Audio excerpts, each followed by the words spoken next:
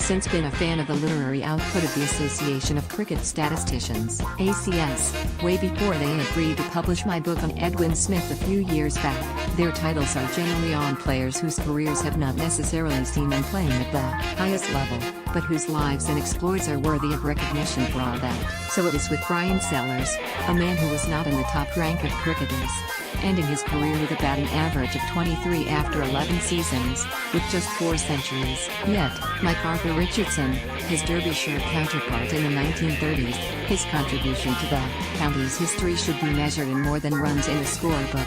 He generally got those runs when the side's need was greatest, though in an 11, that was usually packed with players of international quality. That wasn't too often. He was willing to sacrifice his average for the team when a quick 30 was needed ahead of a declaration, or to get his head down and face the bowling when conditions were in favor of the opposition bowlers. Yet it was as a captain where he ruled supreme, indeed ruled absolutely, in a Yorkshire side that was full of characters, most of them with strong opinions on a game and how it should be played. Sellers made it clear from the start that he was in charge. He knew, like they did, that he wasn't a match for them as a cricketer, but he set a standard in the field and ensured that everyone knew their place and what was expected of them. He may ask their opinion, but the final decision was his and his alone. A side of such talents should have dominated the county game, and they won the title in 7 of the 11 summers in which he led them. Sellers ensured that interpersonal differences and ambitions were subsumed into a side that was formidable. Everything was geared towards them winning match after match, usually scoring high and then bowling sides out twice. That is less of an issue when you have Phil Close to lead the attack, and the peerless Headley Verity to bowl as the wickets started to turn. Likewise, a side with Herbert Sutcliffe, Len Hutton and Maurice Leyland was always likely to make runs, but Sellers ensured that they did so in a way that fitted the needs of the team.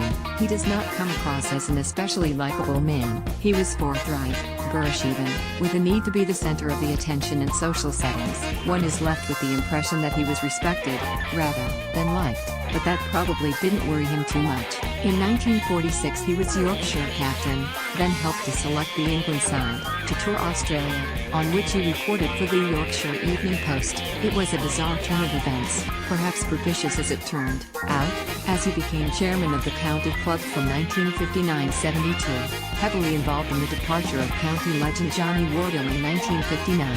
He was subsequently behind those of Brian Close and Ray Owenworth, his no-nonsense style at odds with changing times. Given the success of the last 2 at Somerset and Leicestershire respectively, he ended a long association with the club far less auspiciously than it began. This is a worthy read of a county game long gone. The amateur captain, wealthy beyond the dreams of the professionals that he led, yet in charge of their careers and destiny. Sellers did it better than most, and the author does an excellent job in this absorbing read. Brian Sellers, Cricket Tyrant is written by Mark Rowe and published by the Association of Cricket Statisticians and Historians. Priced £15. You can order it here or by calling 0113 278 42